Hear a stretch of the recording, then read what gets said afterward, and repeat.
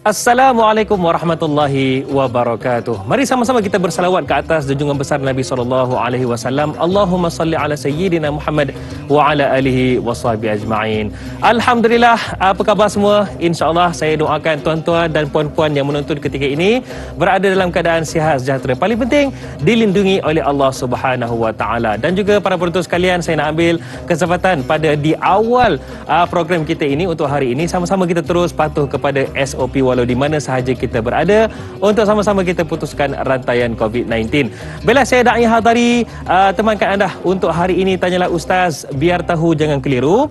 Hari Rabu 28 Julai 2021 bersamaan dengan 18 Zulhijjah 1442 Hijrah. InsyaAllah hari ini para penonton sekalian, satu topik yang istimewa dan saya nak minta anda semua para penonton sekalian yang mana kalau boleh untuk kongsikan di laman sosial anda, tekan butang kongsi ataupun share tu dengan izin. Dan saya minta anda semua bukalah dada, bukalah jiwa untuk hari ini kita dapatkan satu perincian ilmu, iaitu topik fiqh kita, iaitu ijtihad orang awam. Dan saya mengalu-alukan untuk anda tanyakan soalan, cumanya kejap je lagi saya akan umumkan macam mana cara nak tanyakan soalan itu. Dan saya sangat bertuah para penonton sekalian, hari ini bersama dengan kita semua untuk memberi perincian tentang topik kita ijtihad orang awam ialah Al-Fadil Ustaz Mustafa Muhammad Suki. Assalamualaikum Ustaz. Waalaikumsalam warahmatullahi. Apa khabar kita? Alhamdulillah sihat pagi ni. Kaifa halukum? Alhamdulillah. Alhamdulillah. Orang kata kena cakap bahasa Arab. Masya-Allah. Alhamdulillah Ustaz. InsyaAllah saya yakin perincian Ustaz akan berikan kepada topik kita fiqh ijtihad orang awam hari ini. InsyaAllah banyak yang kita akan tanyakan kepada Ustaz. Cumanya para penonton sekalian, kalau ada soalan nak diajukan, caranya macam mana?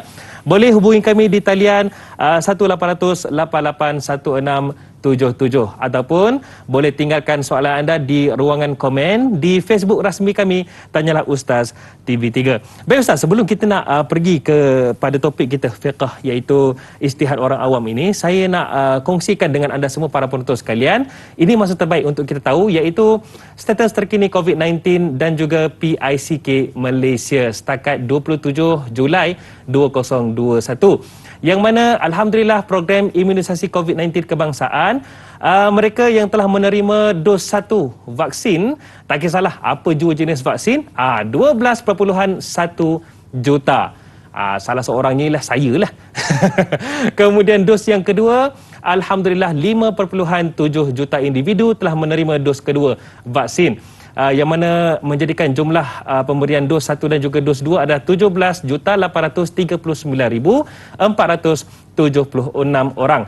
Dan saya nak kongsikan juga, ini adalah status terkini COVID-19 Malaysia, yang mana kes baru dilaporkan adalah sebanyak 16,117 kes, 16,091 kes daripadanya adalah kes tempatan dan 26 kes adalah kes import.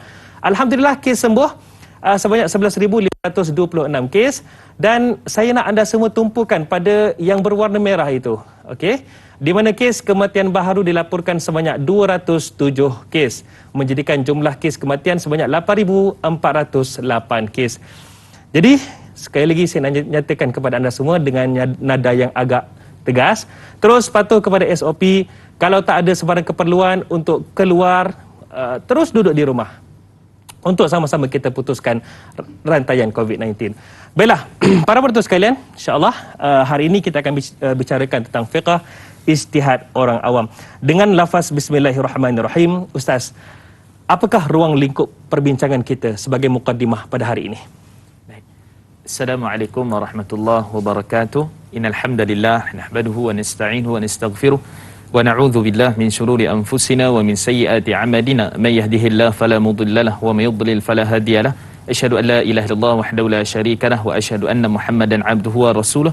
Allahumma salli wa sallim ala sayyidina Muhammad wa ala alihi wa ashabihi wa man tabi'ahum bi ihsanin ila yaumiddin. Amma ba'd. Yang saya mulakan Da'i Hadari, alhamdulillah, pengemudi, moderator kita pada pagi ini, kemudian sinar penonton yang dirahmati Allah Subhanahu Wa Taala, sama ada di kaca televisyen ataupun di Facebook dan sebagainya. Maka teruskan sebar, mudah-mudahan kita mendapat manfaat yang penting, kerana tajuk ini kita kadang-kadang agak pelik. Betul. Kan? Macam mana orang awam boleh berijtihad? Bukan ijtihad ini ulama saja. Ini antara benda yang persoalan yang mungkin timbul. Baik, pertama sekali kita kena faham bahawa Allah Subhanahu Wa Taala memerintahkan kepada kita untuk terus mengikut Quran dan sunnah Nabi sallallahu alaihi wasallam. Seperti mana Allah sebut dalam surah A'raf ayat yang ketiga, Allah menyatakan kepada kita, ittabi'u ma unzila ilaikum min rabbikum. Itulah hendaklah kamu mengikut apa yang telah diturunkan kepada kamu, iaitulah daripada Tuhan kamu. Apa dia? Kata Imam Qurtubi rahimahullah, maksudnya Quran dengan sunnah. Maka itu asalnya daripada sudut kehidupan kita, itu terasnya berpegang kepada Quran dan sunnah Nabi sallallahu alaihi wasallam. Jadi di sini kita boleh nampak dan kita melihat bahawa sebenarnya siapa yang boleh berijtihad, kan, dan kita kata sudah ada Quran dengan sunnah. Dan kita kena faham bahawa sebenarnya ada banyak isu-isu yang baru, dan kadang-kadang isu itu melibatkan kita sendiri. Dalam kehidupan kita sendiri, kita nak solat, kita nak bersuci, dalam bab perkahwinan, dalam bab sekian-sekian dan sebagainya, maka ada kalanya kita sendiri kena tentukan. Jadi nanti insya-Allah kita akan bawakan contoh-contohnya. Cuma kita nak faham di sini adalah apa beza di kalangan para ulama berbincang tentang mujtahid dan juga orang awam ini sendiri. Kan, jadi mujtahid ni kita kata al-Imam Syirazi dalam kitab beliau Al-Luma' fil Usul Fiqh, Imam Syirazi menyatakan maksud ijtihad ini adalah mereka yang berusaha sungguh-sungguh sepenuh tenaga untuk mengeluarkan hukum hakam syarak. Bersungguh-sungguh. Maksudnya dia tak boleh main-main, dia tak boleh lebih-lebih kurang, dia tak boleh Google ke dan sebagainya, kan. Dia kena buka semua kitab, kena bincang dan sebagainya, dan akhirnya dia kena buat satu keputusan hukum. Dia tak boleh sekadar saya rasa tak boleh. Saya rasa tu masak boleh. Kan? Tapi kalau buat hukum hakam tak boleh. Okey. Jadi itu kita kata maksud usaha tenaga yang sungguh-sungguh, yang habis dah. Dipanggil sebagai had maksimum dah. So maksudnya memang tak ada kitab yang tak buka dah. Memang tak ada perbincangan ulama, fatwa dan sebagainya yang dia tengok, barulah itu dipanggil sebagai apa yang dipanggil sebagai ijtihad. Baik, persoalan dia sekarang, orang awam ni siapa pula? Okey, kata Syekh Dr. Qutb Mustafa Sanu dalam kitab beliau Mu'jam Mustalahat, iaitulah satu kitab yang menghimpunkan istilah-istilah fiqh. Beliau menyatakan bahawa orang awam ini ialah huwa man la ilma.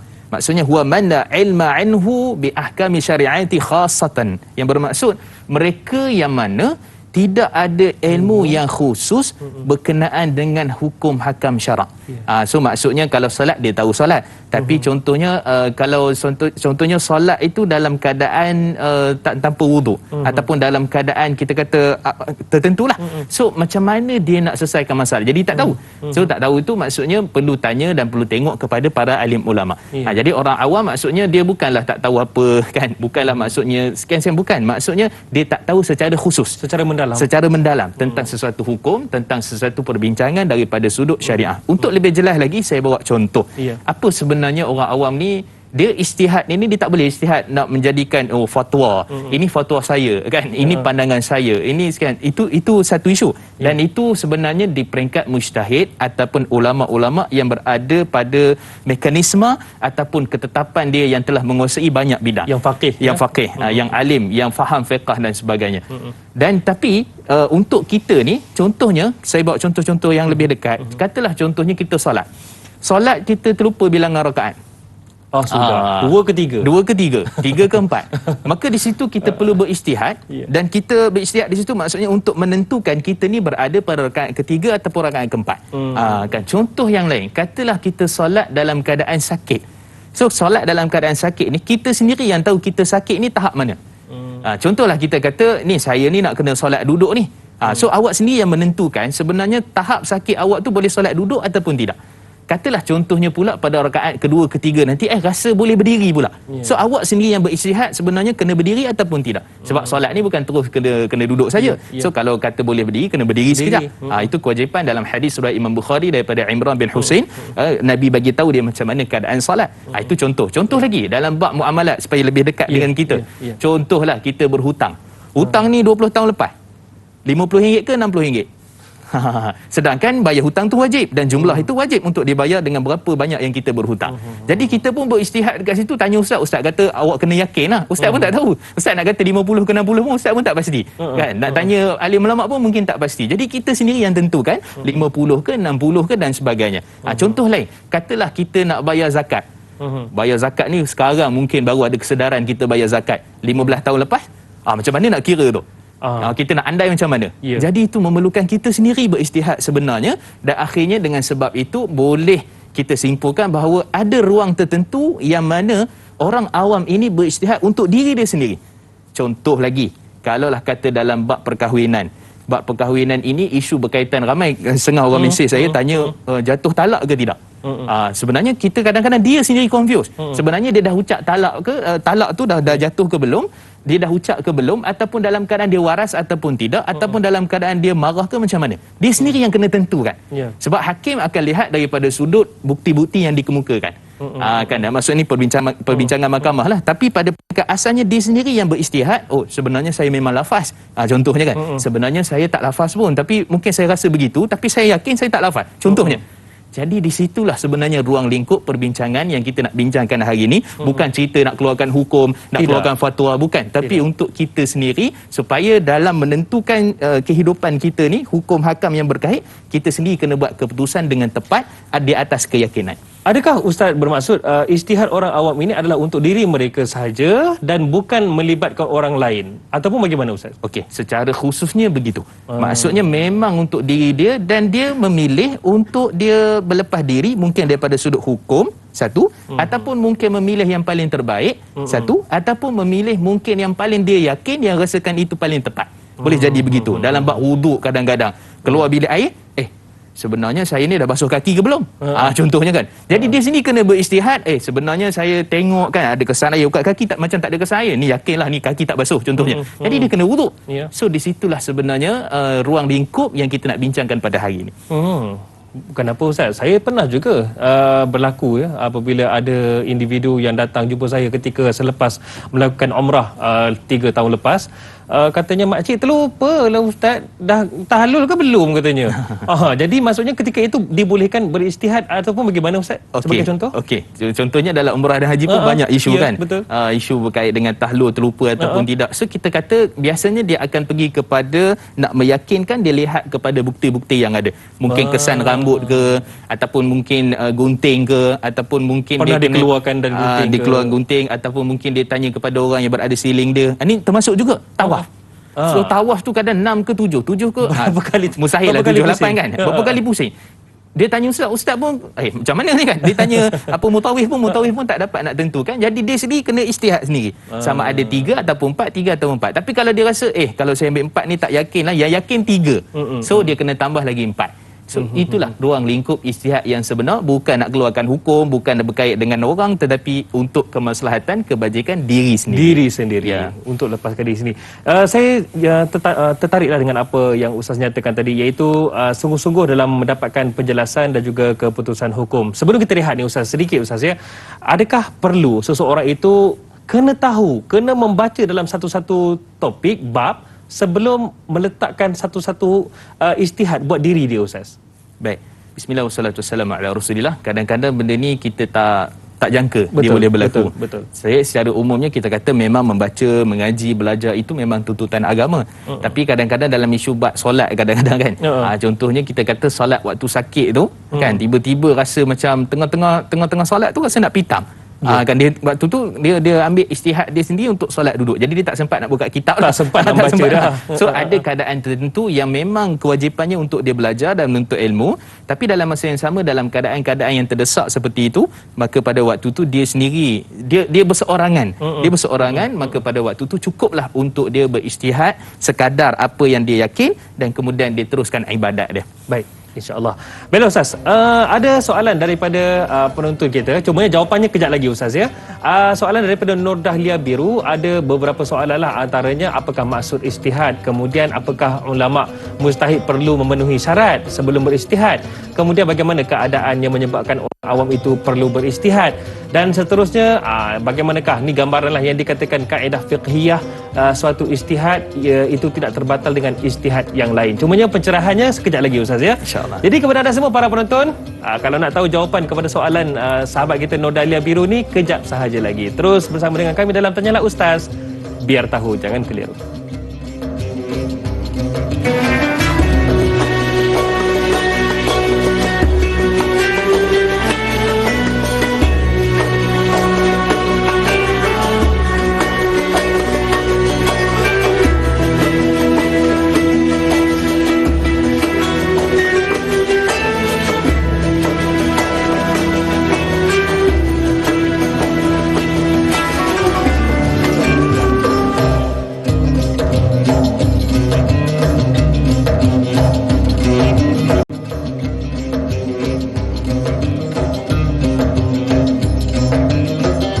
Tuan-tuan dan puan-puan, Alhamdulillah setiap hari kami bawakan topik yang berbeza-beza dan juga kita bawakan ilmuwan yang berbeza latar belakang. Namun, tujuannya tetap sama, memberi kefahaman dan juga penjelasan terhadap pelbagai topik yang kita bicarakan setiap pagi. Tanyalah Ustaz, biar tahu, jangan keliru. Dan hari ini kita bersama dengan Al-Fadhil Ustaz Mustafa Muhammad Suki, yang hobi beliau ialah menjala.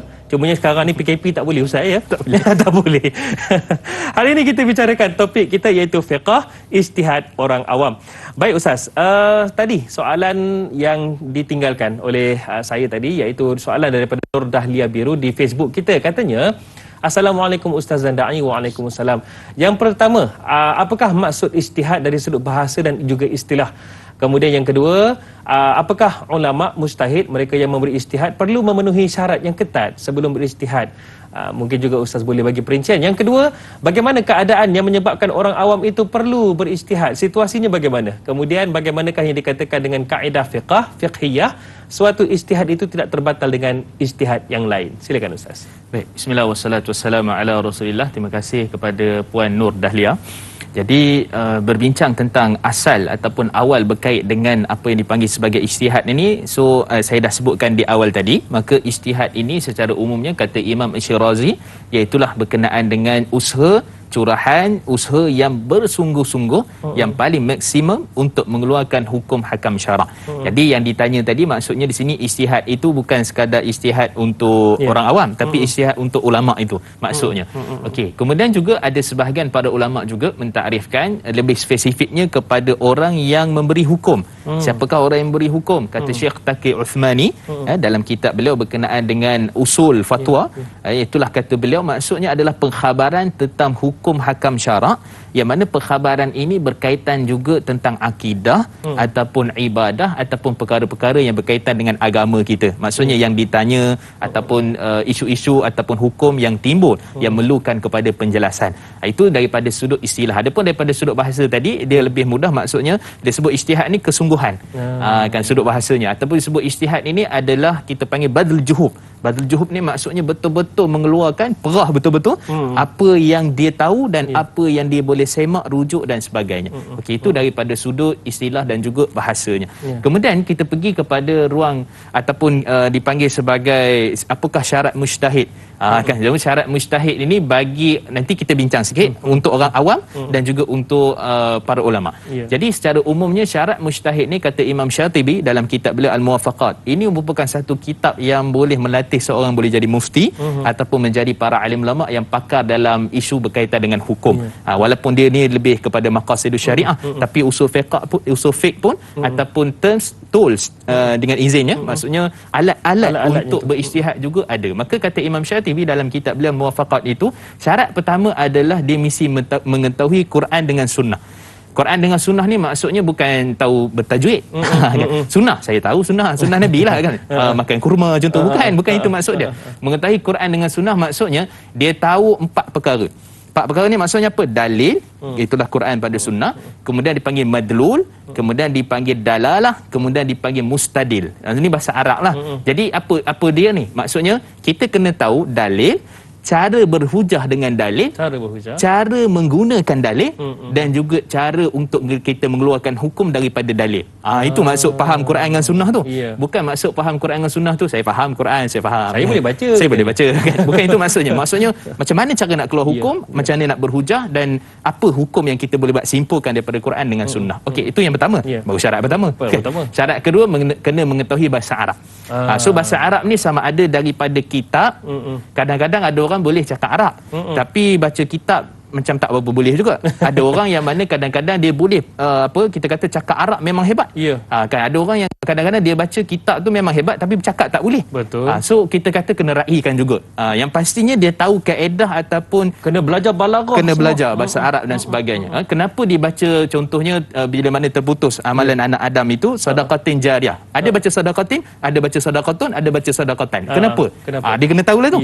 So di sinilah kita nampak daripada sudut kefahaman bahasa Arab. Itu yang kedua. Yang ketiga, dia kena faham juga daripada sudut beza pendapat khilaf di kalangan para ulama. Dia kena tahu. Maksudnya apa sebab ulama berbeza pandangan pendapat, kemudian apa hujah mereka itu bila mana berbeza pandangan dan pendapat.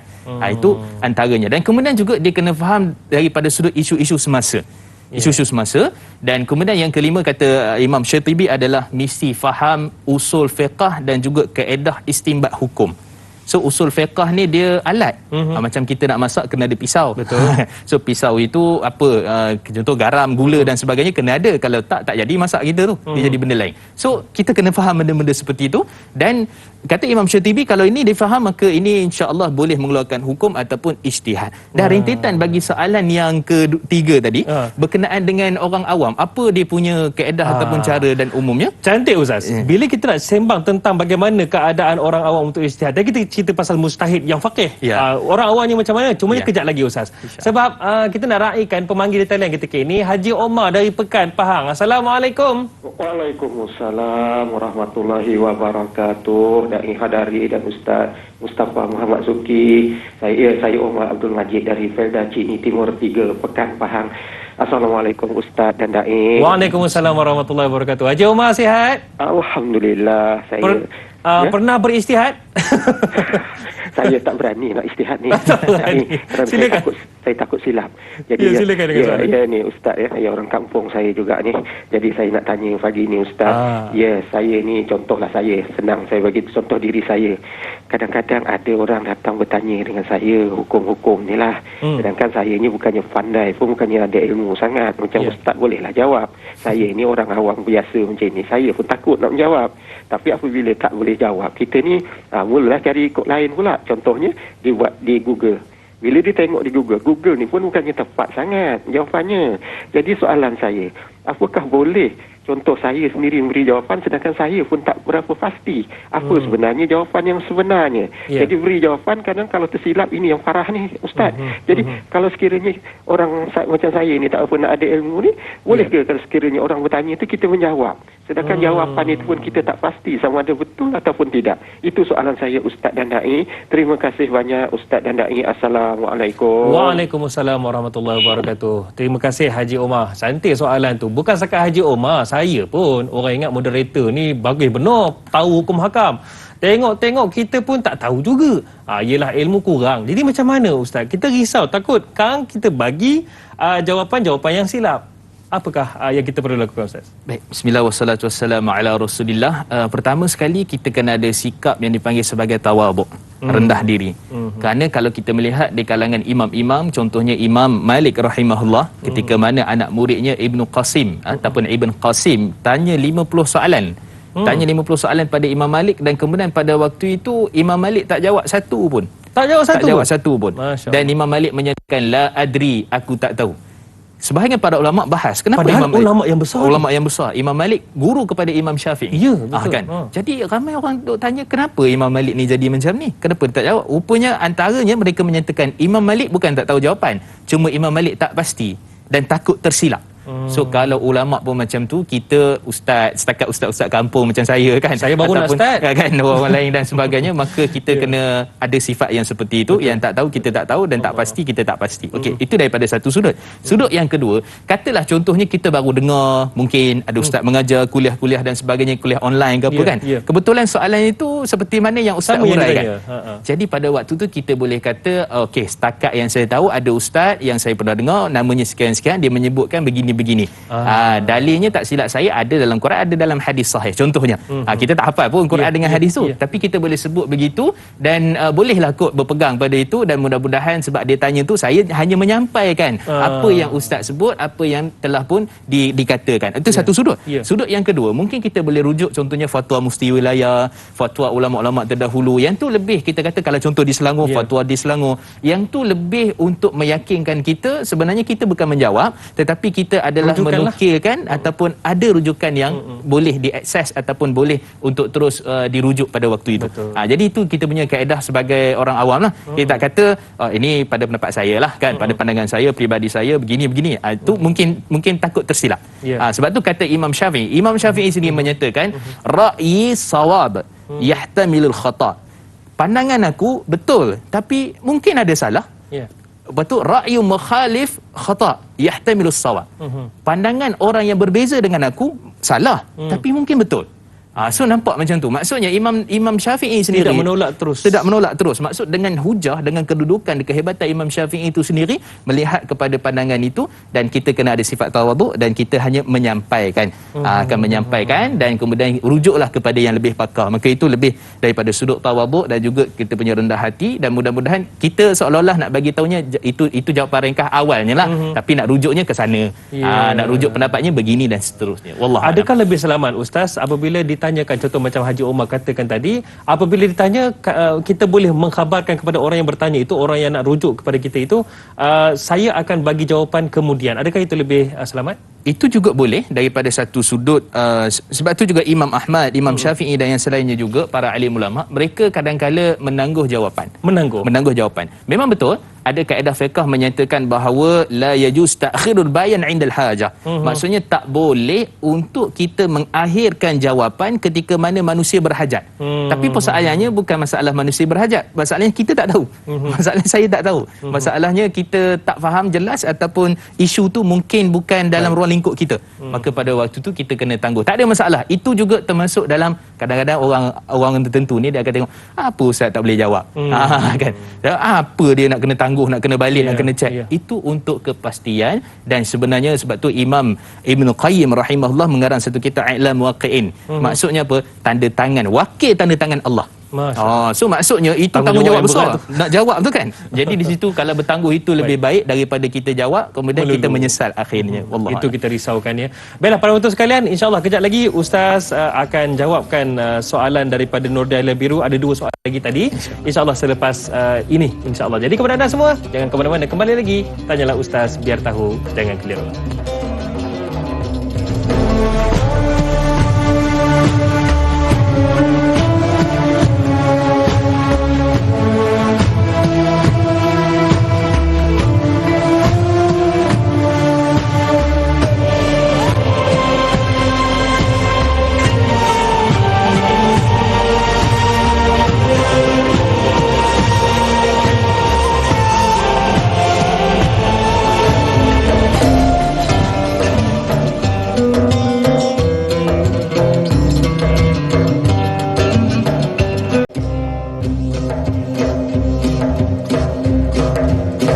Alhamdulillah, terima kasih kerana masih terus bersama kami dalam Tanyalah Ustaz, biar tahu jangan keliru. Saya nak ucapkan terima kasih kepada anda semua para penonton kerana tontonan dan juga sokongan anda lah kami teguh berdiri di sini. Cumanya saya nak tekankan kepada anda semua yang berada di rumah, tak kira di mana sahaja, kalau nak keluar rumah atas urusan penting, kena pastikan jauhi 3S, iaitu tempat yang sesak, tempat yang sempit dan juga sembang terlalu dekat. Untuk sama-sama kita jauhi daripada tular ataupun menularnya wabak COVID-19 ini. InsyaAllah sama-sama kita berusaha dan juga ikhtiar. Baiklah, hari ini Tanyalah Ustaz, biar tahu jangan keliru, kita bicarakan fiqh ijtihad orang awam bersama dengan yang berbahagia Ustaz Mustafa Muhammad Suki. Baiklah Ustaz, kita nak sambung apa yang ditanya oleh Nur Dahlia Biru tadi. Saya yakin ramai juga nak tahu ni, macam mana keadaan yang membolehkan seseorang awam itu perlu berijtihad. Dan yang kedua, dari sudut kaedah fiqhiyah, suatu ijtihad itu tidak terbatal dengan ijtihad yang lain. Apa maksudnya? Silakan Ustaz. Baik, bismillah wassalatu wassalamu ala Rasulillah. Alhamdulillah, kita sambung kepada soalan tadi. Ada 4 soalan kan? Betul. Jadi nak kena jawab tu kena ni jugalah. Jadi soalan yang ketiga tadi berbincang tentang keadaan orang awam ini, macam mana dia boleh berijtihad. Maka di sini saya melihat ada pandangan di kalangan para ulama, antaranya disebut oleh Imam Ibn Qudamah dalam kitab beliau yang terkenal dalam usul fiqh Rawdatun Nadhir. Satu kitab yang memang kalau orang mengaji usul fiqh, dia kena ataupun mengaji bagaimana nak simbat keluar hukum ni, dia kena tengok kepada kitab ini. Baik, kata Imam Ibn Qudamah, pertama iaitulah keadaan orang yang mana dia confused di antara 2 pandangan. Contohnya ustaz. Tanya Ustaz A kata boleh. Tanya Ustaz B kata makruh contohnya. So dalam keadaan yang seperti itu, macam mana cara dia nak ikut? Macam mana cara yang mana satu nak pilih? Itu waktu tu dia kena berijtihad untuk memilih pandangan itu. Kan, sebab nanti dia risau, ambil pandangan A ni jadi begini, ambil pandangan B jadi begini. Contohnya dalam isu rumah tangga, contohnya kan dalam isu apa-apa dan sebagainya. Okey. So di sini digariskan oleh para ulama, pertama sekali kalau berlaku isu seperti ini, dia kena ambil yang sepakat. Maksudnya ustaz ni kata A, ustaz ni pun kata A, ustaz ni pun kata A, so yang sepakat tu dia ambil semua. Tapi isunya sekarang ni susah nak cari yang sepakat. Dia akan timbul isu berkaitan dengan iaitulah berbeza pandangan pendapat hatta di kalangan ustaz sekalipun. Okey, so pada waktu itu kita kata pertama, kalau ada di sana pandangan fatwa rasmi kerajaan ke ataupun fatwa rasmi negeri ke, ikut yang itulah. Habis ceritalah yang tu. Tapi ini tak ada. So mungkin soalan-soalan tu berkait sangat dengan peribadi contohnya. Okey, macam mana? Pertama sekali, kata Imam Ahmad, kata Imam mazhab Syafi'i dan juga sebahagian mazhab Hambali dan juga kata Imam Ibn Suraish menyatakan bahawa hatta pandangan Imam Ghazali juga menyatakan pilih orang yang alim dan lebih warak. Kena bandingkan. Orang yang lebih alim, lebih warak. Maksudnya dalam bidang dia. So bidang dia memang fiqh. Ni tanya ustaz ni lah. Bukan lihat pada rupa. Bukan lihat pada rupa. Handsome dia ni. Bukan. So lihat kepada ilmu dia dan juga kewarakan. Warak di sini maksudnya apa? Maksudnya kita kata daripada sudut mungkin penjagaan percakapan dia, mungkin daripada sudut lidah dia, daripada sudut akhlak dia di situ. Okey. Kata sebahagian para ulama, antaranya juga Imam Ibn Hazmin menyatakan yang kedua, kalau tak ada yang tu kita tengok yang paling aghlaz. Maksudnya yang paling banyak berpendapat sedemikian. Macam yang pertama tadi tu. Paling banyak berpendapat sedemikian. Okey, kalau tak ada juga pada waktu itu, kata sebahagian mazhab Syafi'i dan sebahagian mazhab Ahmad bin Hanbal menyatakan bahawa kita kena pilih berdasarkan mana yang hujah kekuatan dalil bila mana ia mengemukakan hujah dan dalilnya. Contoh, ada seorang tanya pada dai kata ni dalilnya begini-gini pada Quran dan Sunnah. Tiba-tiba ada orang tanya saya, dia tanya soalan yang sama. Tapi saya kata mungkin adalah ulama kata macam tu. Jadi bila ada macam tu akan pilih pandangan dai. Sebab apa? Sebab di sana ada dia punya kekuatan, ada rujukan kekuatan hujah dia. So di situlah kita kata bagaimana cara kaedah sebab orang awam bila mana dia boleh beristihad. Maksudnya dalam keadaan dua pandangan yang saling berbeza. Itu satu. Yang kedua, dalam keadaan darurat, dalam keadaan yang dia kena buat keputusan pada waktu itu. Contohnya macam mana tadi? Contohnya macam dia ambil wuduk tadi. Dia terlupa basuh kaki ke belum? Contoh. Ataupun dia terlupa dalam solat tadi. Dalam hadis Nabi SAW sebutkan, dan ini kaedah yang dibincangkan oleh para ulama, hadis yang sahih, itulah falyubna alal yaqin. Dia kena bina di atas keyakinan dia. 3 ke 4? 2 ke 3? So dia sendiri kena bersiap waktu. Maksudnya waktu apa? Waktu ada kes, waktu darurat yang dia memang tak sangka-sangka benda tu berlaku waktu itu. Kan jadi tak duga. So dua keadaan. Yang ketiga, bila mana dia melihat daripada sudut adanya perubahan, adanya pandangan yang baru, bila mana adanya isu-isu berkaitan dengan teknologi sains, bila mana nak mengeluarkan satu hukum. Itu juga dia kena tengok daripada sudut itulah. Tapi itu semua masih bergantung pada pandangan para ulama, masih bergantung pada pandangan yang perlu kita rujuk, yang perlu dirujuk dan seterusnya. Okey. Baik Ustaz, yang soalan yang keempat tu, suatu ijtihad tak terbatal dengan ijtihad yang lain tu, kita simpan sekejap sebab kita nak raikan Puan Supinah Yusof dari Tanjung Karang, Selangor ni nak tanyakan soalan ni. Assalamualaikum. Waalaikumsalam warahmatullahi wabarakatuh. Alhamdulillah. Assalamualaikum Ustaz dan ini saya. Waalaikumsalam. Apa khabar orang Tanjung Karang? Alhamdulillah. Syukur pada Allah sihat. Alhamdulillah. Silakan Puan Supinah dengan soalan. Ya macam ni Ustaz kan. Saya dulu tu masa lama-lama dulu. Kadang kita ni anak kecil ramai kan. Lepas tu kita ni puasa kadang memang tak bercatit Ustaz. Bila tinggal 1 tahun tu, maknanya sebulan tu kadang 8 hari. Kadang kita bayar pun tak pasti Ustaz. Jadi beberapa tahun tu maksudnya tak ingat lah. Jadi apa yang saya lakukan adalah bila ada siap solat puasa sunat tu, saya akan qada puasa 6 ke puasa apa. Saya niat qada, kadang puasa Senin Khamis pun saya niat qada Ustaz. Adakah menepati Ustaz cara saya tu? Dan kemudian fidyah dia tu saya bayar sendiri Ustaz melalui saya beli beras, saya hantar. Saya tak kira lah, saya rasa sah ke soalan macam mana ke saya punya puasa tu. Kan Ustaz, lepas tu saya nak tahulah Ustaz, kadang-kadang bila kita ni betul lah kalau kadang ada orang bermasalah tu jumpa kita kan, kita dah mana yang kita beritahu tu kita beritahu, tapi kita akan ucap wallahu a'lam bissawab tu. Apa maknanya wallahu a'lam bissawab? Okey. Assalamualaikum. Waalaikumsalam warahmatullahi wabarakatuh. Terima kasih Puan Supinah. Ada 2 soalan yang boleh tanya secara amnya. Yang pertama, dulu-dulu katanya puasa tertinggal lama kemudian tak catat. Jadi adalah dinyatakan tadi bahawasanya di bayar fidyah, kemudian diqadakkan dengan puasa-puasa sunat itu diniatkan qada. Kemudian dari sudut apabila orang bertanya menjawab dengan wallahu a'lam. Apakah maksud wallahu a'lam tu? Silakan Ustaz. Baik, bismillah wassalatu wassalamu ala Rasulillah. Terima kasih kepada Puan Sufinah yang telah pun berijtihad. Beliau telah pun berijtihad. Jadi alhamdulillah, pertama sekali kita sebutkan dalam hadis riwayat Aisyah radhiyallahu anha dalam riwayat Imam Bukhari, hadis yang sahih, kata Nabi sallallahu alaihi wasallam ketika mana Sayyidatina Aisyah ditanya soalan oleh seorang wanita daripada Hururiyah. Maksudnya satu tempat lah. Bila dia tanya, dia kata, kenapa kita ni kena ganti puasa? Dia kata, kita sebenarnya ganti puasa ni kunna nu'mar bi qada'is saum wala nu'mar bi qada'is salah. Kita diperintahkan untuk menggantikan puasa dan kemudian tidak diperintahkan untuk menggantikan salat. Ni wanita dalam keadaan keuzuran lah.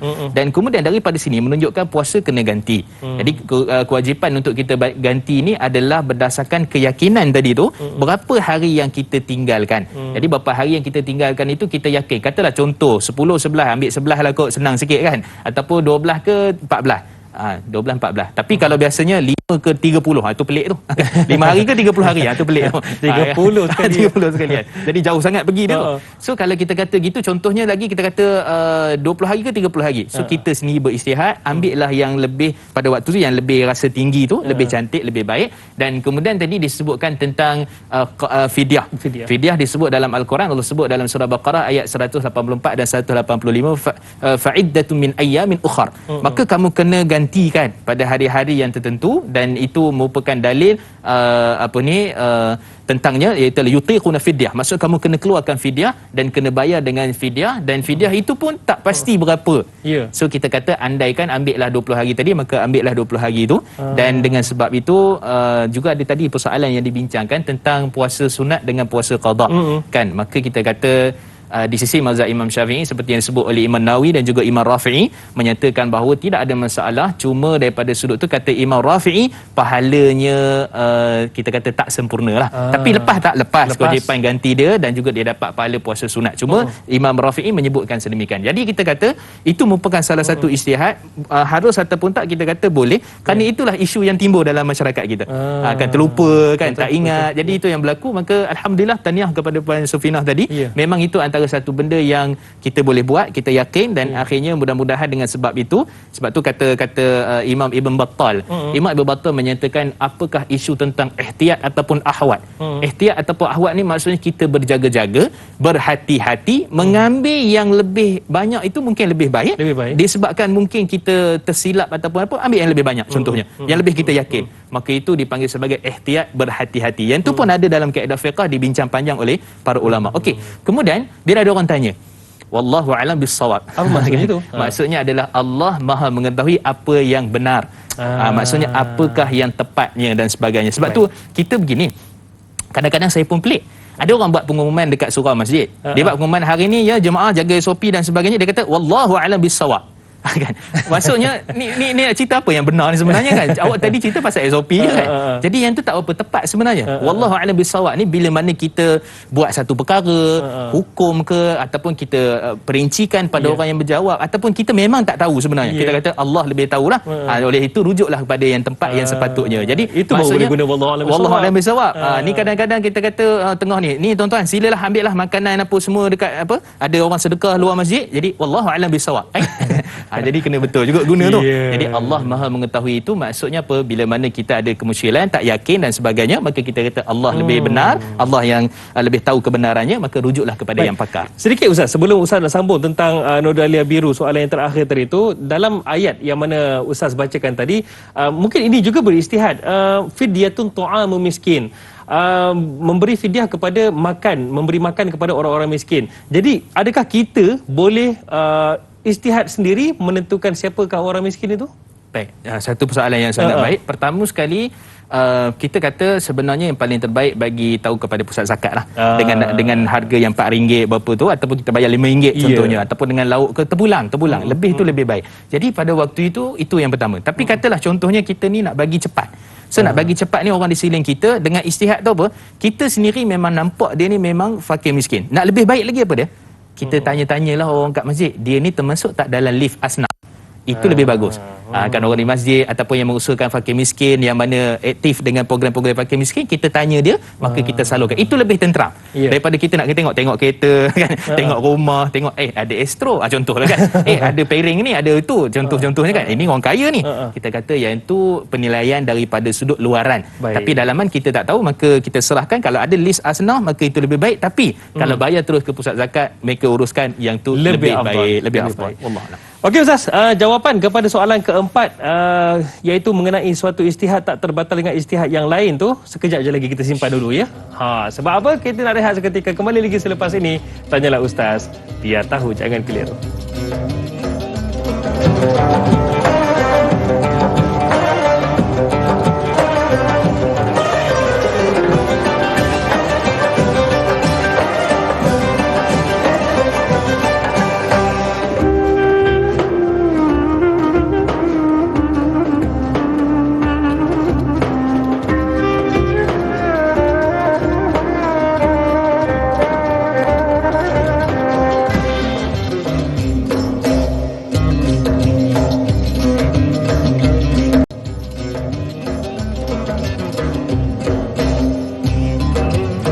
Alhamdulillah, para penonton sekalian, sedar atau tidak, setiap hari pasti kita akan berdepan dengan persoalan dan juga masalah. Jadi, jawapannya nak cari di mana? Di sini. Tanyalah Ustaz, biar tahu jangan keliru. Di sini ada jawapan, di sini ada penyelesaiannya. Dan hari ini Alhamdulillah kita ada perbincangan topik yang sangat istimewa, iaitu berkaitan dengan fiqh, ijtihad orang awam. Dan bersama dengan kita Al-Fadhil Ustaz Mustafa Muhammad Suki. Baiklah para penonton sekalian, saya nak ajak anda semua untuk tanya soalan kepada Al-Fadhil Ustaz. Caranya macam mana? Boleh hubungi kami di talian 1-800-881677 ataupun boleh terus sahaja ke Facebook rasmi kami. Anda boleh kongsikan video siaran langsung dan juga boleh tanyakan soalan di ruangan komen di Tanyalah Ustaz TV3. Alhamdulillah, selesai saya maklumkan kepada anda semua. Baik, berbalik kepada perbincangan kita Ustaz. Soalan yang keempat daripada Nur Dahlia Biru ni, saya yakin ramai nak tahu jawapannya ni. Suatu ijtihad tak terbatal dengan ijtihad yang lain. Apakah maksudnya tu Ustaz? Bismillah wassalatu wassalamu ala Rasulillah. Dalam istilah Arabnya disebut al-ijtihadu la yunqadu bi ijtihad. Ijtihad tidak akan terbatal dengan ijtihad. Maksudnya apa dia? Satu pendapat, satu pandangan yang telah dikeluarkan takkan terbatal dengan pandangan yang lain ataupun takkan terbatal dengan ijtihad yang lain. Itu daripada sudut perbincangan fiqh. Yang ni kita boleh semak perbincangan lebih besar seperti mana disebutkan oleh Syekh Dr. Wahbah Zuhaidi dalam kitab beliau Qawaid Fiqhiyah, dan juga disebut oleh Syekh Muhammad Siddiqi Borno dalam kitab beliau juga Al-Idah fi Qawaid Kulliyah, dan banyaklah kitab-kitab tentang kaedah-kaedah fiqh. Apa pentingnya kaedah fiqh ni? Dia adalah satu landasan, satu kaedah umum yang diguna pakai dalam banyak isu-isu yang ada di bawahnya. Asasnya daripada asasnya pada Quran dengan Sunnah. Betul. Contoh al-umuri bimaqasidiha. Itulah setiap satu perkara itu berdasarkan niatnya. Diambil daripada hadis innamal a'malu binniyat. Dia hadis riwayat Ibnu Umar, Abdullah bin Umar ataupun riwayat daripada Umar Khattab dalam riwayat Imam Bukhari. Jadi dia ada kaedah yang diasas. Okey, so apa maksud dia? Maksudnya di sini disebut juga oleh Imam As-Suyuti dan sebagainya dalam kitab beliau Ashbah wan Nadhair.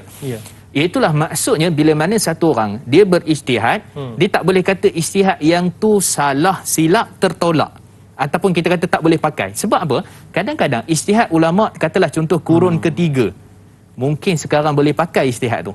Disebabkan keadaan, adat setempat, masa yang memerlukan pada waktu ni, mungkin ijtihad yang kurun yang lepas boleh pakai.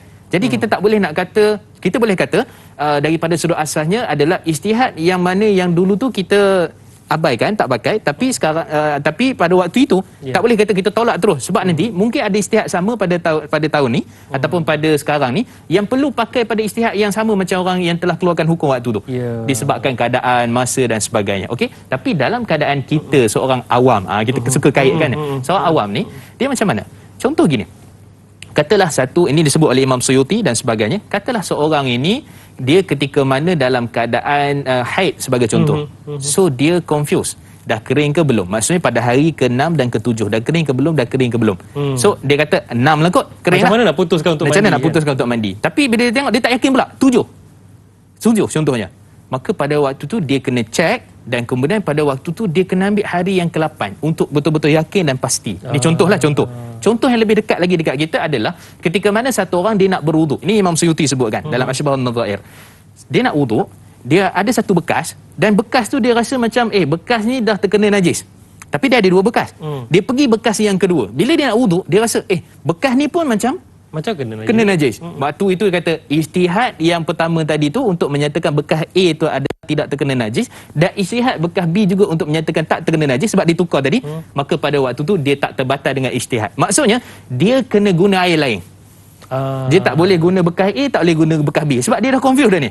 Dia kata dulu kata yang ni, lepas tu rasa yang ni pula bersih. Jadi dia kena pergi kepada bekas yang ketiga ataupun kita kata guna air paip lah. Untuk apa? Untuk menyatakan ijtihad yang pertama tadi. Maksudnya apa? Dia keyakinan yang pertama tadi rupanya terbatal dengan keyakinan yang kedua, dan akhirnya dia pun tak pasti mana satu ni rasa yang ni, rasa yang ni. Itu batal, dan kemudian dia kena pergi ambil wuduk melalui paip dan sebagainya. Itu contoh yang lebih dekat dengan kita yang melihatkan bahawa ijtihad tidak akan terbatal dengan ijtihad sama ada bagi orang ulama terdahulu ataupun dalam konteks kita semasa sekarang ni. Itu dia punya kaedah dan caranya lah. Sebenarnya kalau nak dijelaskan dengan lebih mendalam panjang lagi Ustaz. Panjang lagi. Cumanya sekarang ni Ustaz, kita sangat bertuah kerana orang Rawang, Kak Iyad Nurhayati Ismail. Assalamualaikum Kak Iyad. Waalaikumsalam Da'i, apa khabar? Alhamdulillah, sihat Kak Iyad? Kak Iyad nak cakap dengan Ustaz? Boleh. Tak sempat jawab tu sihat ke tidak tu, tapi tak apalah. Silakan dengan soalan. Tak dengar Da'i cakap, minta maaf ya Da'i. Tak apa. Silakan Kak Iyad. Assalamualaikum Ustaz. Waalaikumsalam warahmatullahi. Soalan Kak Iyad, adakah kita boleh berijtihad dengan ilham Ustaz? Kadang kita datang ilham tu tapi kita yakin dengan ilham tu. Dan soalan kedua, adakah ijtihad terbatal jika terjadinya lintasan hati? Dan adakah lintasan hati itu semua hasutan syaitan? Dan lagi satu, kita selalu dengar kuliah tentang berijtihad mengambil dunia seadanya dan melebihikan akhirat. Yang tu Kak Iyad tak pasti macam mana dimaksudkan dengan mengambil dunia seadanya. Lepas tu Ustaz, boleh tak Ustaz ulaskan balik tentang wallahu alam tu? Adakah kita akan terlepas macam kita tersalah bagi ijtihad pada kawan-kawan yang tanya kita, adakah bila dengan kita ucap wallahu alam tu kita akan terlepas dari dosa seandainya kita dah buat silap Ustaz? Itu saja soalan Kak Iyad ni Ustaz. Terima kasih. Assalamualaikum. Waalaikumsalam warahmatullahi wabarakatuh. Baik, itu dia 4 soalan Kak Iyad yang saya rasa ramai juga tertanya-tanya ni Ustaz. Yang pertama, ijtihad dengan ilham. Dia pakai ilham je. Terlintas ini katanya. Boleh ke tidak? Yang kedua, terbatal, adakah satu ijtihad itu boleh terbatal dengan lintasan hati? Tiba-tiba was-was tu datang pula. Macam mana Ustaz? Kemudian dunia melebihi akhirat tu, adakah kena lupakan terus tentang dunia melebihi akhirat? Kemudian yang terakhir sekali, wallahu a'lam bissawab, adakah bila kita ucap tu terlepas daripada dosa? Baik, bismillah wassalatu wassalamu ala Rasulillah. Terima kasih kepada Kak Iyad daripada Rawang. Satu persoalan yang luar jangka ataupun kita kata masih ada dalam ruang lingkup persoalan ataupun perbincangan kita pada pagi ini. Okey, so bila sebut tentang ilham ini, ada tak pesana petunjuk ke daripada hadis ke dan sebagainya yang pernah dilakukan ataupun Nabi ucapkan? Ada dalam satu hadis yang riwayat ini hasan statusnya, maksudnya boleh digunakan sebagai hujah, yang mana Nabi menyebutkan istaftah qalbak, hendaklah kamu bertanya kepada fatwa hati kamu. So fatwa hati ni maksudnya bukan fatwa hati yang hawa nafsu, bukan. Sebab tu dalam hadis riwayat daripada, bukan hadis sebenarnya, asar ataupun riwayat daripada sahabat namanya Abdullah bin Umar, yang mana kata Abdullah bin Umar radhiyallahu anhu, salasat muhlikat, 3 perkara yang menghancurkan manusia, iaitu apa dia? Hawa muttaba, iaitu hawa nafsu yang diikuti. Jadi kita bertanya pada hati kita, ilham kita, perasaan lintasan hati kita itu bukan tujuan untuk kita bermudah-mudah, bukan tujuan untuk kita ambil satu benda yang rasa macam saya ambil yang ni lah lebih senang contohnya kan. Bukan untuk juga untuk kita rasa sebagai nak jadi orang mustahik ke kepentingan apa-apa ke kan, ulama ke dan sebagainya, bukan. Tapi atas tujuan yang lebih elok, yang lebih baik, yang lebih kita yakin atas ilham kita tu ataupun atas perasaan kita tu, maka Nabi membagikan garisan itu. Maka tanyalah fatwa hati kamu. Jadi fatwa hati tu maksud yang lebih yakin, yang tidak menimbulkan syak, dan itu yang lebih dekat kepada kebenaran insya-Allah. Jadi itu dia punya konsepnya. So melalui ilham tidak ada masalah, tetapi kena betul berpandukan wahyu. Berpandukan wahyu, berpandukan kepada apa yang saya sebutkan tadi. Okey, itu yang pertama. Yang kedua, lintasan hati. Lintasan hati. Jadi lintasan hati ni kita nak tengok juga daripada sudut apa ibadah yang kita buat tu. Kita dah ijtihad dah, tiba-tiba lintasan yang lain pula. Contohlah kita kata kita berijtihad dari sudut, sebab tu dikatakan oleh Imam Al-Hisni dalam kitab beliau Kifayatul Akhyar, berkenaan dengan orang yang sakit ni lebih baik dia duduk iftirash. Iftirash ni maksudnya apa? Iftirash ni duduk dalam keadaan antara dua sujud ataupun duduk tahiyat awal tu. Itu dipanggil iftirash. So itu kata Imam Hisni itu lebih baik bagi seorang yang solat duduk. Tapi kita hari ni kita tengok banyak orang solat atas kursi terus. Sebenarnya solat atas kursi tu kalau perlu. Kalau perlu, itu kena jelas tu. Maksudnya solat yang pertama, duduk yang paling terbaik kata Imam Hisni mazhab Syafi'i adalah kita duduk iftirash. Okey, persoalan dia sekarang, katalah kita terlintas hati kita rasa macam tiba-tiba terlintas rasa macam boleh berdiri ni. Maka lintasan hati itu mengubah daripada ijtihad kita duduk tadi, kita wajib untuk berdiri. Sebab dalam hadis riwayat daripada Imran bin Husain dalam riwayat Imam Bukhari, kata Nabi SAW pertama sekali salli qa'ima, salat dalam keadaan berdiri. Jadi salat dalam keadaan berdiri. Jadi kita kena kembali lintasan hati ataupun sakit kita tu, perasaan kita waktu tu rasa yang ni lebih tepat, maka kita kena beralih pada waktu itu. Itu satu contoh. Contoh yang lain, katalah lintasan hati kita tadi, kita dalam penentuan, katalah contohnya isu memilih pasangan, contohnya dalam bab perkahwinan, itu penting tau. Itu nak bina syurga lah, nak bina apa dan sebagainya, kan, daripada sudut dalam isu-isu rumah tangga. Jadi kita pun bila memilih tu, perasaan hati kita ijtihad untuk memilih wanita ni contohnya. Tapi dalam keadaan tu mungkin dengan sebab ilham pun juga tadi, mungkin perasaan, mungkin keyakinan kita jadi macam tak boleh ni sebab istikharah apa semua. Adalah Allah tunjukkan berbagai, kan, bukan semestinya tidur, kan.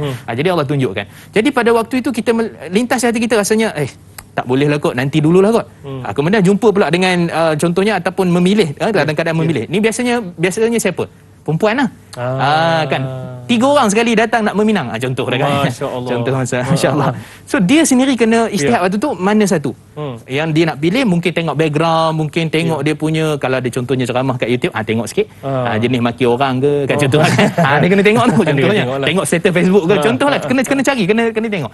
So dari situ, tapi kadang-kadang tak boleh percaya juga, memang kat Facebook cantik, kan.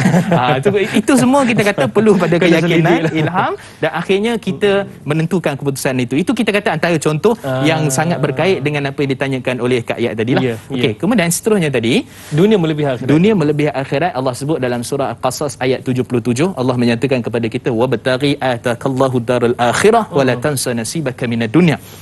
Hendaklah kamu cari akhirat itu sebanyak-banyaknya, dan jangan kamu lupakan habuan kamu dekat dunia. So habuan ni nak ambil sikitnya, banyak mana? Kalau kita tengok tuan-tuan, ni cerita para sahabat lah. Kita kena baca cerita kisah para sahabat ni yang membuatkan hati kita ni boleh jadi sedih, boleh jadi kita nak kena ikut betul para sahabat. Sebab tu Sayyidina Salman Al-Farisi radhiyallahu anhu, seorang sahabat Nabi yang mana Nabi pesan kepada dia dalam hadis riwayat Abu Daud, Ibnu Majah dan sebagainya, hadis yang sahih, iaitulah kamu ni kena jadi sebagai orang yang dalam keadaan bermusafir, singgah sekejap je dekat bumi ni. Maksudnya seolah-olah kamu berada sedang musafir, singgah sekejap dekat teduhan bawah pokok, dah siap makan apa semua, kamu beredar. Dari hadis ni, Salman Al-Farisi bila mana dia nak meninggal dunia, dia menangis, tuan-tuan. Dia kata apa? Aku ni, waktu aku nak meninggal dunia, aku tinggal 20 dirham waktu aku nak meninggal dunia. 20 dirham ni banyak mana, tuan-tuan? Kita banyak lagi dalam bank dan tabung haji, kan, dalam banyak-banyak lagi, kan, harta kita. Tapi 20 dirham, dia kata sebenarnya aku dah ambil lebih daripada apa yang Nabi cakap daripada keuntungan dunia ni. So itu keadaan Salman Al-Farisi. Jadi kita nak kata bukanlah maksud kita kena tinggal dalam keadaan miskin, bukan. Maksudnya adalah boleh kita katakan bahawa kita mengambil dunia tu dalam keadaan dia bukan di hati. Di poket cukup. Akan di poket ke di simpanan cukup. Dan itu juga nanti mungkin ada setengah orang, sebab tu dalam hadis sahih riwayat Imam Bukhari, Nabi SAW sebutkan, tinggalkan keluarga kamu dalam keadaan yang tidak meminta-minta, itu lebih baik. Kan? Jadi ini menunjukkan bahawa itu juga simpanan untuk masa depan anak-anak dan sebagainya, waris kita. Jadi itu juga antara benda yang sangat baik itu sebenarnya. Itu kena pastikan jugalah, kan? Okey. Cumanya jawapan yang terakhir kepada soalan yang terakhir daripada Kak Yat tadi, wallahu alam, itu adakah bila kita ucap itu terlepas kita daripada dosa? Itu yang Ustaz sebut tadi tu, di surau tiba-tiba sebut tu, kan, sebenarnya takut terlepas, nak lepaskan diri berdosa. Jadi adakah ia tepat? Cumanya kejap lagi Ustaz, ya. Kepada anda semua, kita akan tutup dulu di TV3 dan ada sambungan jadi TV9 selepas ini. Jadi jangan ke mana-mana, tanyalah Ustaz, biar tahu, jangan keliru. Kembali lagi selepas ini.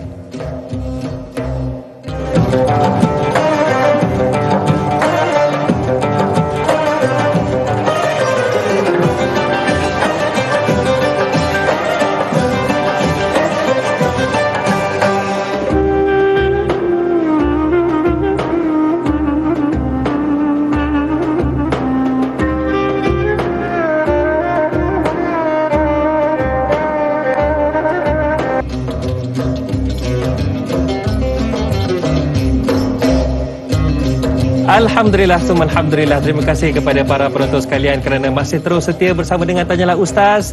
Biar tahu, jangan keliru. InsyaAllah saya doakan anda semua terus berada sihat bersama dengan ahli keluarga anda. Dan hari ini alhamdulillah saya Da'i Hadari, kita masih lagi bersama dalam topik fiqh kita, perbincangan kita, iaitu ijtihad orang awam.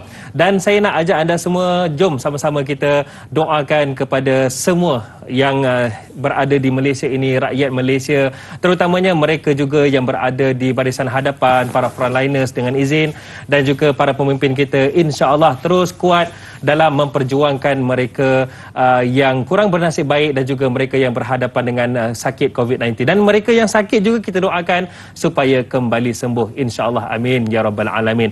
Baiklah para penonton sekalian, kita masih lagi bersama dengan Ustaz Mustafa Muhammad Suki.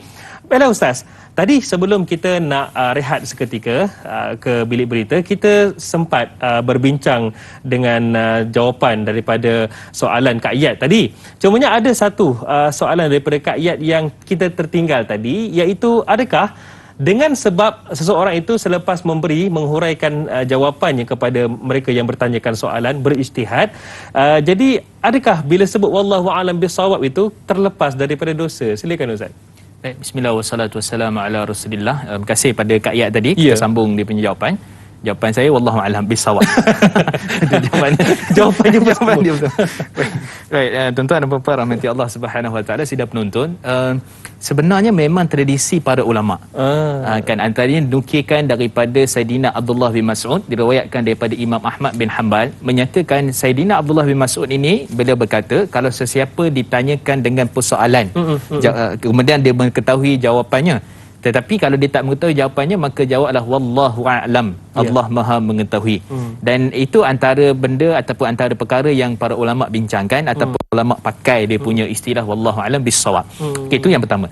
Yang kedua, kita tengok juga ada sebahagian para ulama, antaranya Syekh Mullah Ali Qari, ulama hebat besar juga. Beliau ini kalau ditanya tentang persoalan dalam kitab dan sebagainya, dia tak sebut wallahu a'lam, dia sebut wallahu muwaffiq. Semoga Allah membimbing kita, memberikan kita ataupun memberikan petunjuk hidayah, menunjukkan jalan yang benar. Dan sebahagian para ulama dan kebanyakan juga, antaranya disebut oleh Imam Ibn Hajar Al-Haytami dalam mazhab Syafi'i, Imam Al-Mujaimiri dan sebagainya, mereka ni bila mengakhirkan penulisan kitab, mengakhirkan jawapan ataupun fatwa, memang mereka akan menyatakan wallahu a'lam, Allah Maha mengetahui. Jadi kalau nak relate, nak kaitkan dengan apa yang ditanyakan tadi, so secara umumnya kita kata memang nampak macam terlepaslah daripada dosa, sebab kita dah berijtihad, kita dah bagi pandangan. Ini di kalangan ulama mujtahid lah, yang boleh mengeluarkan fatwa dan pandangan. Maka pada waktu itu bila sebut wallahu a'lam, maka mereka ini serahkan segala yang benar yang tepat di sisi Allah. Segala yang benar yang tepat di sisi Allah Subhanahu wa ta'ala. Dan kita tengok juga ada hadis riwayat daripada Amr bin Al-As, hadis sahih dalam riwayat Imam Bukhari, iaitulah Nabi SAW menyatakan, bila seorang hakim itu berijtihad dan betul, baginya dua pahala. Dua pahala. Kalau dia berijtihad dan salah, ijtihad tu maksud betul-betul dah usaha sungguh-sungguh, tapi tersalah, tersilap, maka baginya satu pahala. Dia tak dapat dosa. Dapat pahala juga. Dia dapat pahala kerana dia telah berijtihad, guna sedaya mungkin segala usaha yang telah pun dia gunakan pada waktu dengan itu. Syarat dah bersungguh-sungguh, dengan syarat dengan bersungguh-sungguh sebaik mungkin. Jadi gini, kalau satu orang dia tanya soalan, maka dia memang dah jawab tu dengan betul-betul lah. Disebut wallahu alam, maka insya-Allah dosanya akan terhapus. Kalau dia tersilap. Kan. Tapi kalau dia ni, dia goreng je. Dia pompang-pompang, gini-gini pompang-pompang, dia kata wallahu alam bisawab. Yang tu masalah. Sebab sebenarnya dia serahkan kepada Allah, tapi di sini tak yakin. Dan dia sendiri rasa dia di sini menggoreng kan? Sampai hangit pula tu. Jadi waktu itu bermasalah kerana bimbang, takut sebenarnya niat dia tu nak bagi nampak dia terror, nak nampak dia ni cekap jawab soalan. Maka di situ para ulama menyatakan itu antara benda yang tidak dibenarkan. Kalau dah jawab sungguh-sungguh, keyakinan, contohnya gini juga, orang tanya kita soalan, kita jawab, kemudian wallahu a'lam bissawab, minta rujuklah pada siapa-siapa yang lebih pakar, itu pun okey, tak ada masalah. Wallahu baik, itu dia. Jangan hanya sekadar nak melepaskan diri Ustaz ya. Tidak boleh. Baik Ustaz, alang-alang kita sembang, alang-alang kita dapatkan pencerahan ilmu berkaitan dengan ijtihad orang awam ni, lebih indah kalau kita kaitkan dengan mungkin ada contoh-contoh yang kita boleh dapatkan, kita ketengahkan. Jadi soalan daripada Rahimah Saud di Facebook ni cantik juga. Katanya, Assalamualaikum Ustaz Da'i dan kru Tanyalah Ustaz. Waalaikumsalam. Katanya, Ustaz, Macam mana ataupun bagaimana orang awam dapat memahami ijtihad secara jelas, mengurangkan keraguan dalam ibadah? Macam mana nak tahu dengan lebih jelas ijtihad tu? Kemudian yang kedua, apabila sahabat Rasulullah SAW memilih untuk menyerong sedikit arah kiblat semasa mereka beristinja, Rasulullah SAW membenarkan. Adakah itu satu contoh ijtihad orang awam? Baik, bismillah wassalatu wassalamu ala Rasulillah. Pertama sekali kita kena ingat bahawa sebenarnya kita beristihad itu pada diri kita lah, tentang wuduk, tentang kebersihan semua tadi itu, tidak lain tidak bukan adalah untuk kita mendekatkan takwa kita kepada Allah. Satu. Yang kedua, kita menghilangkan syak dan wasangka kita terhadap suatu benda yang tidak pasti. Dan yang ketiga adalah keyakinan supaya mudah-mudahan dengan apa yang kita pilih, dengan apa yang kita istihad lah istilahnya tadi itu, iaitulah tepat dan diberikan ganjaran pahala di sisi Allah Subhanahu wa taala. Dan banyak kita tengok daripada ayat-ayat Al-Quran Allah menyatakan tentang perkara ini, dan Allah Subhanahu wa taala menyatakan dalam surah At-Taghabun pada ayat yang ke-16, Allah menyatakan bahawa fattaqullaha mastata'tum wasma'u wa ati'u. Bertakwalah kamu kepada Allah sekadar mana mampu kamu. Maksudnya itulah yang kita mampu, itulah yang kita boleh ijtihad waktu tu. 3 ke 4, contoh rakaat kan. Itu yang kita mampu, kita ijtihad 3 contohnya ataupun 4. Maka itulah dengar dan juga taat kepada Allah Subhanahu wa taala. Jadi itu perintah pada Allah, takwa pada Allah ini setakat mana yang kita mampu. Dan dalam hadis yang sahih juga riwayat daripada Imam Muslim ataupun Imam Tirmizi dan sebagainya, kata Nabi sallallahu alaihi wasallam, "Idza amartukum bi syai' fa'tu mastata'tum." Atau kama qala Nabi sallallahu alaihi wasallam, bila aku perintahkan kamu untuk mendatangi sesuatu perintah, maksudnya hukum hakam, solat, puasa, zakat, haji, maka datangilah dengan sekadar termampu kamu. Maksudnya lebih-lebih lagi dalam keadaan confused tadilah, maka pada waktu tu kita apa? Lebih yakin, lebih mendatangkan takwa, dan juga insya-Allah mudah-mudahan pahalanya di sisi Allah Subhanahu wa taala. Dan kait dengan sahabat soalan kedua tadi, kan tentang sahabat serong sikit ke arah itu berdasarkan sirah Nabi sallallahu sirah Nabi sallallahu alaihi wasallam. Sebenarnya ada hadis yang sahih riwayat daripada Abu Ayyub Al-Ansari dalam riwayat Imam Al-Bukhari, ketika mana beliau ini Nabi SAW menyatakan, idza ataitumul ghaib, bila kamu pergi ke tempat qada hajat. Nabi kata apa? Iaitulah Nabi SAW menyatakan bahawa larangan untuk menghadap ke arah kiblat. Kan Nabi kata la taqbaluha wa la tastadbiruha. Jangan kamu menghadap ke arah kiblat, maksudnya waktu nak qada hajat, ataupun kamu membelakang ke arah kiblat. So kiblat sana kita belakangkan dia.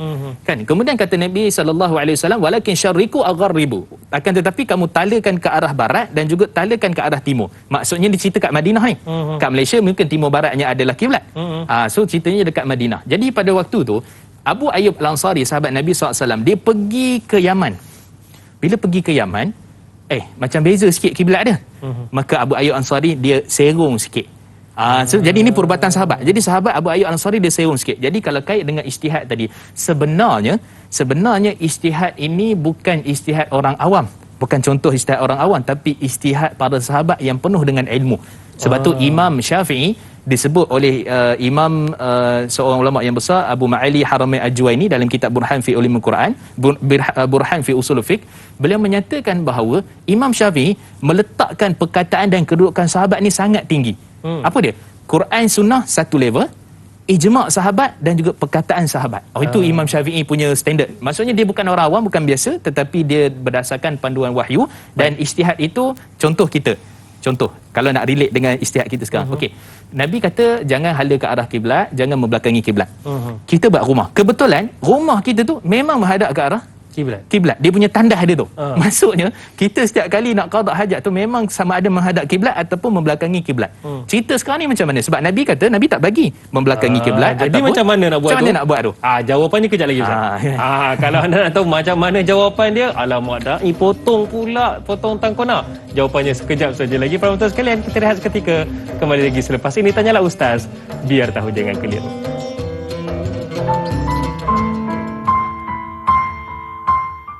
اللهم إني أعوذ بك من البرص والجنون والجذام ومن سيء الأسقام.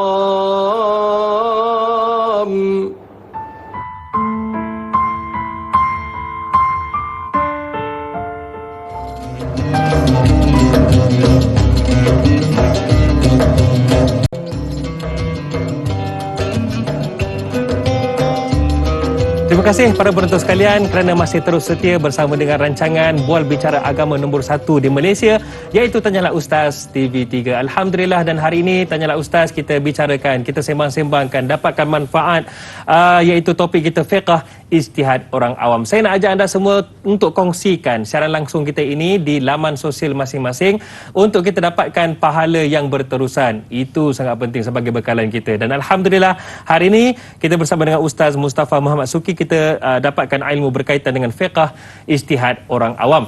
Baiklah Ustaz, tadi Ustaz ada kongsikan, tapi tak sampai habis saya potong tentang kona tu. Kita tiba-tiba buat rumah, okeylah kita boleh tentukan. Tiba-tiba kita beli rumah yang memang tandas dia menghadap kiblat. Macam mana tu? Baik, bismillah wassalatu wassalamu ala Rasulillah. Sebenarnya ada satu hadis riwayat daripada Imam Muslim daripada Sayyidina Abdullah bin Umar radhiyallahu anhu. Apa yang berlaku? Kan Nabi sebut fala tastakbiluha wala tasbiruha. Kan jangan kamu maksudnya menghadap ataupun membelakangi kiblat. Jadi pada waktu itu apa yang berlaku adalah Sayyidina Abdullah bin Umar satu hari dia ada panjat rumah.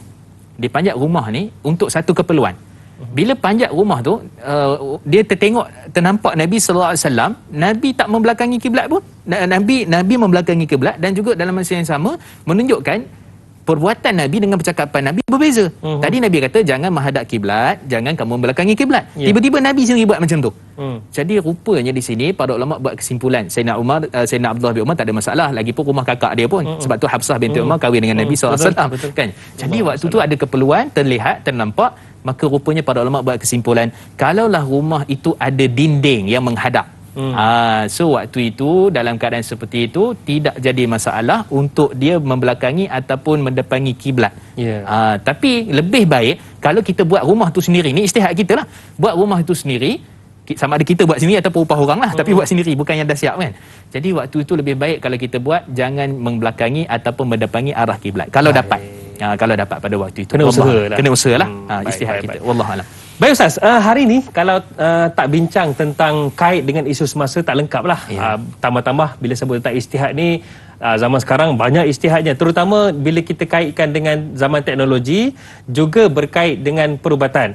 Jadi ada satu soalan di Facebook kita daripada Kak Ju Zabidi. Katanya, Assalamualaikum Ustaz dan Da'i. Waalaikumsalam. Ijtihad berkaitan dengan perubatan. Banyak perkara yang memerlukan ijtihad pada hari ini. Sebagai contoh, isu pemindahan organ. Bolehkah kita menggantikan organ pesakit yang gagal berfungsi dengan organ baru daripada seorang penderma, sama ada penderma itu masih hidup ataupun sudah meninggal dunia? Macam mana dari sudut Islam dan juga ijtihad itu sendiri? Baik, bismillah wassalatu wassalamu ala Rasulillah. Terima kasih pada Kak Ju. Satu persoalan yang kita kata memang berlaku, realiti pada zaman ini.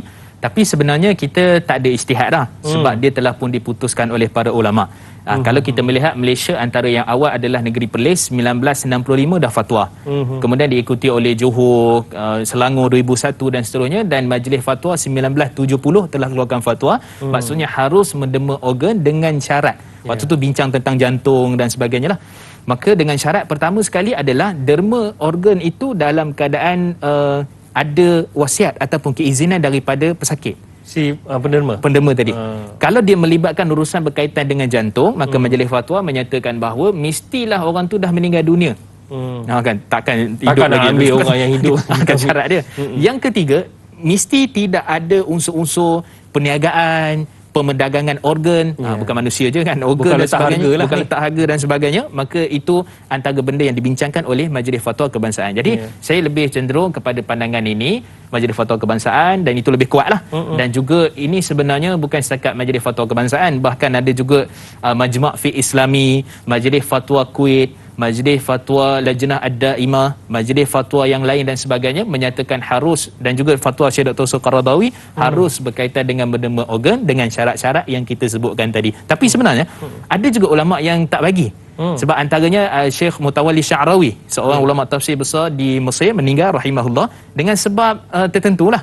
Kan, dengan sebab tertentu. Tapi kita kata pandangan yang lebih kuat berdasarkan dalil firman Allah Subhanahu wa taala daripada surah Al-Maidah ayat yang kedua, wa ta'awanu 'alal birri wat taqwa wa la ta'awanu 'alal itsmi wal 'udwan. Itu dalilnya, itulah berkenaan dengan bertolong bantu dalam keadaan kamu yang mendatangkan kebaikan dengan takwa, jangan bertolong bantu dengan perkara yang mendatangkan dosa dan juga perbalahan.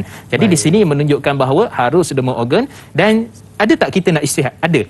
Kita sendiri istihad maksudnya kita nak derma ataupun tidak? Di situ. Tapi fatwa tu bukan kata wajib, fatwa kata harus untuk derma. Tapi kita sendiri contohnya kalau nak meninggal dunia, tapi masalah sikitlah kalau dah COVID sekarang ni, memang isu lah. Tapi sebelum ni kita cerita tentang organ dan sebagainya, dan mudah-mudahanlah lepas ni siapa yang berniat nak derma organ dan sebagainya, maka itu antara benda yang sangat digalakkan di atas fatwa perbincangan majlis fatwa dan juga fatwa-fatwa dunia yang saya sebutkan tadi. Wallahu a'lam bissawab. Baik Ustaz. Sekejap lagi saya nak tanyakan Ustaz tentang meraihkan ijtihad dan juga meraihkan pandangan orang lain. Cumanya sekejap lagi Ustaz ya. Ada soalan daripada Waqdus ni di Facebook kita, katanya Assalamualaikum Ustaz Da'i dan juga kru. Waalaikumsalam.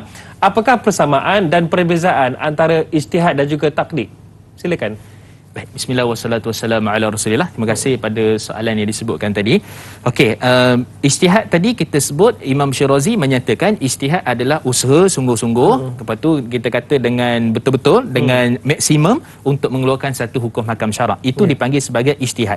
Adapun taklid ni disebut oleh Imam Al-Qarafi dalam kitab beliau Ar-Rudud, An-Nukud wal-Rudud, Ar-Rudud wal-Nukud, menyatakan bahawa maksud ijtihad ni adalah mengambil satu pandangan tanpa tahu dalil, tanpa tahu hujah. Itu dipanggil taklid. So mengambil pandangan ataupun sesuatu pendapat tanpa tahu hujah, itu dipanggil taklid. Taklid ni ada 3 kategori. Pertama sekali kata Syekh Dr. Wabah Zuhaili, kalau taklid ini ialah taklid dalam akidah maka tak dibenarkan. Akidah kena belajar. Dia tak boleh taklid. Tengok, kita kena percaya siapa? Saya ikut dia lah.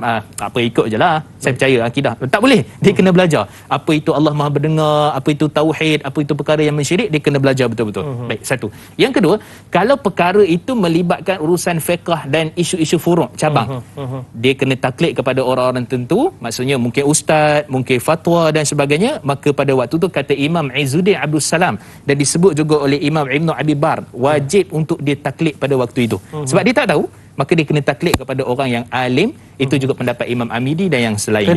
Kena merujuk. Okey, itu yang kedua. Yang ketiga, tidak boleh taklid berdasarkan hawa nafsu, tidak boleh taklid bersalahan dengan wahyu, tidak boleh taklid kepada orang yang jahil.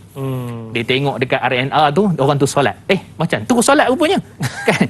Rupanya orang tu orang biasa juga kan. Jadi dia tak boleh tengok kat kedai kopi, oh macam tu dia buat macam mana? Oh macam tu dia punya urusan muamalat dia buat. Tak boleh. Maksud tak boleh taklid pada orang jahil, tak boleh taklid kepada bersalahan dengan syarak, dan juga tak boleh bertaklid pada isu-isu yang mendatangkan hawa nafsu. So ada beza ijtihad dengan taklid. Jadi orang awam ini siapakah nak taklid, nak taklid siapa? Nak taklid siapa kan?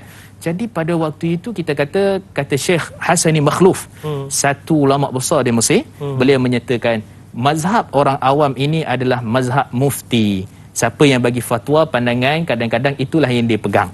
Jadi kita kata memang kita mazhab Syafi'i, tapi kadang-kadang dalam isu-isu cabang ni yang kita tak jelas ni, maka kita rujuklah kepada mufti, pada orang yang pakar, dan mudah-mudahan dengan sebab itu kita terlepas daripada sudut tanggungan kita dekat akhirat nanti. Terutama dalam bab yang furuk. Betul. Baik Ustaz, ini sebagai pelan tindakan kita lah. Daripada awal tadi sampailah sekarang kita berbincang, dapatkan ilmu berkaitan pencerahan tentang ijtihad orang awam ni. Saya yakin wujud pertikaian juga, mungkin wujud juga perbalahan apabila kita ada antara kita melihat seseorang lain itu lain daripada kita dan tidak sama dengan kita, maka tidak masuk dengan diri kita, dan ada juga kecam mengecam. Jadi Ustaz, mungkin sebagai kesimpulan, dalam kita mendepani ijtihad di akhir zaman ini yang berbeza-beza, mungkin juga pandangan yang berbeza daripada mazhab kita, iaitu mazhab Syafi'i. Jadi bagaimana Ustaz, kalau kita, sikap kita sebagai umat Islam yang berpandukan Al-Quran dan Sunnah itu, kita kena meraihkan mereka yang juga berijtihad dan juga mungkin ada ilmu yang mereka pegang sendiri. Silakan Ustaz. Baik, bismillah wassalatu wassalamu ala rasulillah. Satu penutup pada kita punya perbincangan ni yang sangat bagus. So kita kena ada dua sisi. Sisi yang pertama adalah orang yang mungkin berbeza dengan kita. Sisi yang kedua kita. So kadang-kadang kita boleh kata berlapang dada meraihkan khilaf perbezaan itu, tapi dalam masa yang sama kita tak boleh nak berlapang dada. Kan? Ataupun kita kata kita sendiri sebenarnya masih lagi tersekat-sekat dan ada mungkin label, tuduhan dan sebagainya yang akhirnya akan meranapkan sebuah institusi yang dipanggil sebagai ukhuwah, persaudaraan dan sebagainya.